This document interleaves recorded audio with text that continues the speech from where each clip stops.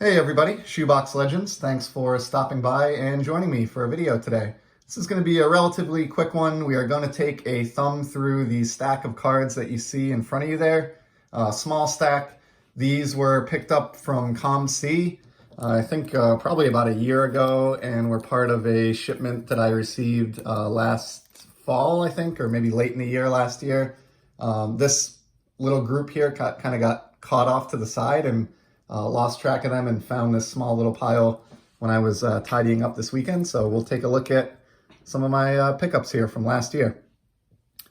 This, of course, is the chrome version of Xander Bogaerts' well, it's based on the 1968 design, but it's the 2017 Topps Heritage release. And as is the case every year in Heritage, these are numbered on the back to $9.99. So just a cheap pickup there for my Xander Bogaerts collection. He is my favorite active player and always looking for opportunities to land cheap examples of his cards. Along those lines, here's the much nicer shiny refractor version of that card, numbered to just 568.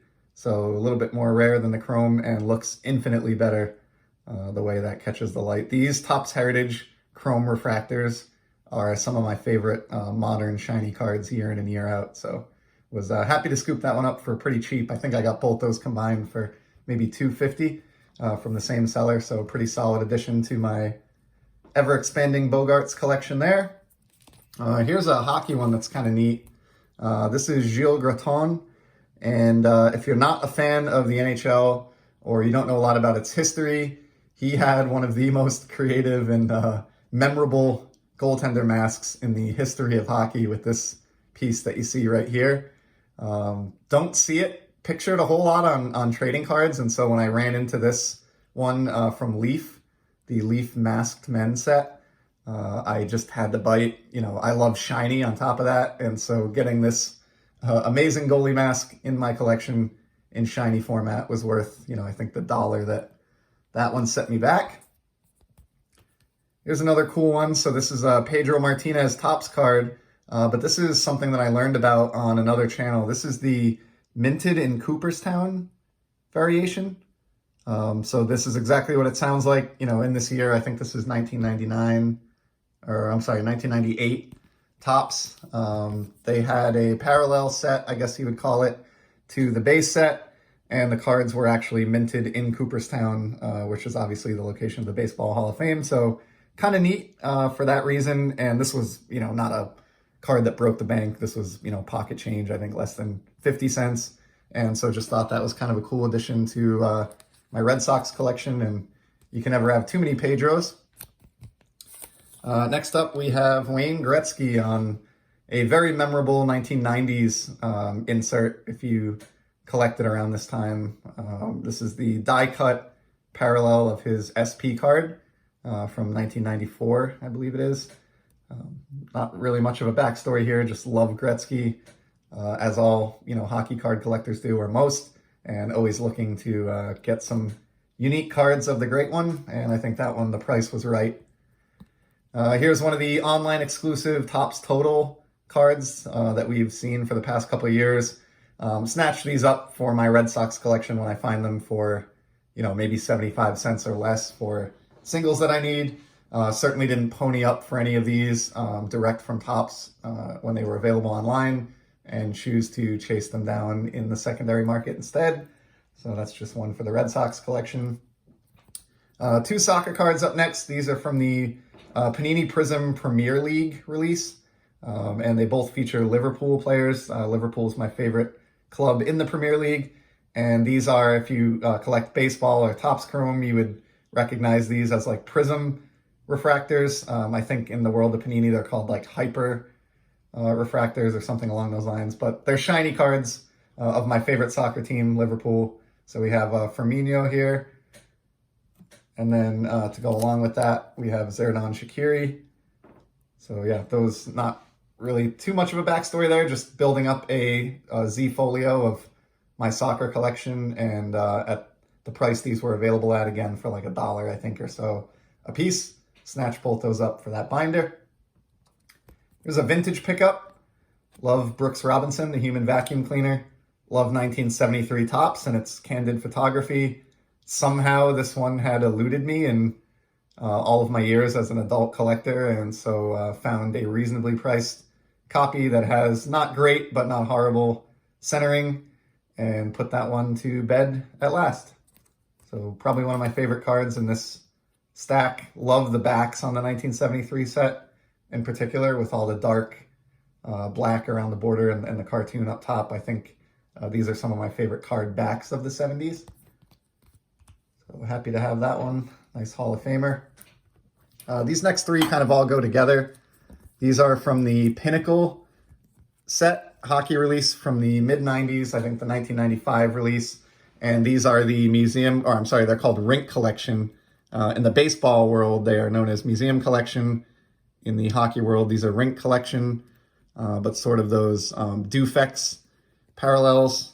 In my opinion, these actually don't look as nice as the 1994 set, the year before these, in both baseball and hockey, but I'm a diehard Hartford Whalers collector, and there are not a ton of opportunities for me to add new Whalers cards to that collection that I don't have already.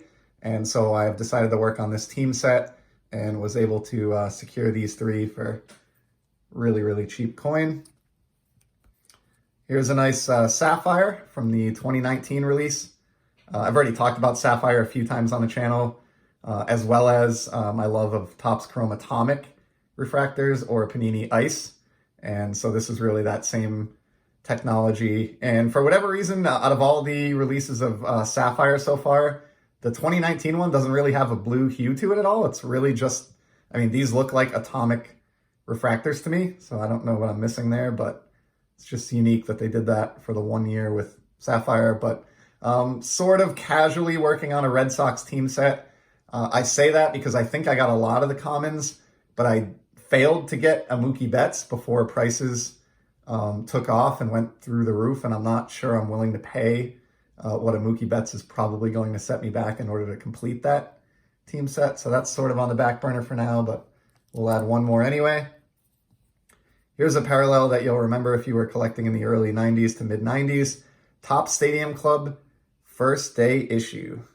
These, I believe, were like one per box hits in 93 and 94 Stadium Club, and maybe beyond that, I'm not sure. But in particular, I remember my childhood friends and I opening 94 Stadium Club and hunting out, hoping to get a first day issue of somebody like Ken Griffey Jr. or Nolan Ryan. Never hit it big like that. Any ones that I had in my collection were probably closer to Kurt Abbott here. But I just think these are fun parallels, and they remind me of a time where the hobby was a little bit simpler, and I was at a different age. So I do search these every once in a while on COMC and just see if there's any low-hanging fruit. And I think this Kurt Abbott, even though I'm not a collector of his or the Marlins, and really this isn't a strict fit for my collection in any of those senses, I think it was like 40 cents. So how can you go wrong? Here's a fun insert from the mid-90s. This is from the Sportflix set in 95, and this is a Hammer team. So we'll take this one out of the sleeve just to cut down on some of the glare. Doesn't come across as well on camera necessarily, but the hammers that are in the background there, you can see, are sort of floating and moving around in typical Sportflix sense. And Frank Thomas is sort of in the foreground and not blurred at all, so it gives it a little bit of a 3D effect. I love these cards just because they are so over the top and totally 1990s. I like some of these sort of extravagant releases and the creativity that card companies were showing throughout the 90s, and I sort of miss some of that. And so even though I know this is, maybe gaudy or a little bit overdone to some, this really strikes right at my bread and butter as far as what I like to collect. So happy to have that Frank Thomas. Would love to complete that whole insert set someday. Next up, we have a nice refractor. This is from Stadium Club Chrome, right around the turn of the century. And it is the great Teemu Selanne. There's so many things to like about this card. He's, one of the top scorers in NHL history, Hall of Famer. We get a prime look at those Anaheim Mighty Ducks sweaters and logo here before they converted to the Ducks and sort of tried to move past some of that as a franchise. So this is a really nice kind of dated card. And then on top of that, Timu here is celebrating with Paul Correa, who is also a longtime Mighty Duck and probably the most memorable teammate of Timu's and a fellow Hall of Famer as well. And as you can see, they're serving as the captain and assistant captain of the Ducks in this photo. Combine all of that with, a really good amount of shine that you expect out of a Topps refractor. Look at that. And you have a winner of a card, especially because I think this cost me less than $1. So thrilled to have that one for my hockey collection.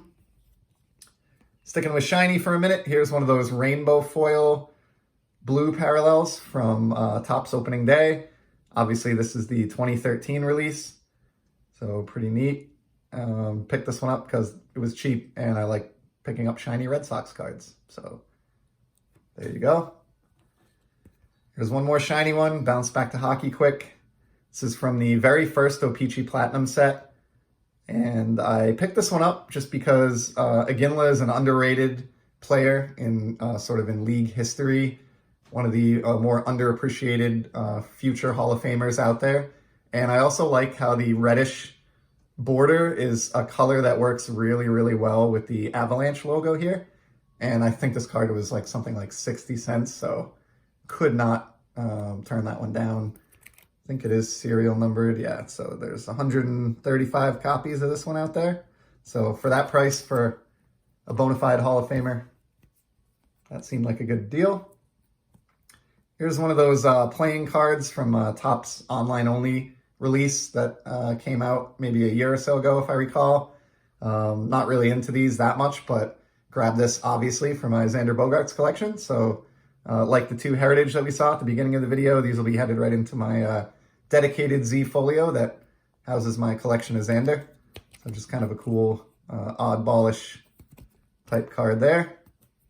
And then the last card for today is one of those great short printed retired Legends variations that Topps has been treating us to for better than a decade now. Of course, this is from the 2018 release and has a nice dugout shot of the great George Brett. So I thought that one was really cool. I always look for these retired Legends parallels whenever I can find them for, just $1 or $2. I just think they're really neat. And I like to see the stars of yesteryear on the current day design. And they're a little bit more rare and feel more significant to me than, like for example, a Topps Archives card, which would show George Brett on a prior year design. I would prefer the Legend short print variation from the flagship set. So I chased those down. So there you have it. That is the small stack for today. This ran a little bit long. I didn't intend to get to the 13-minute mark, but if you made it to the end, I appreciate you sticking with me. Hope you enjoyed some of these pickups. Would love to hear any comments you have or to hear about some of your own COMC experiences or pickups in the comments below. And I will certainly be back soon with some more content. Take care.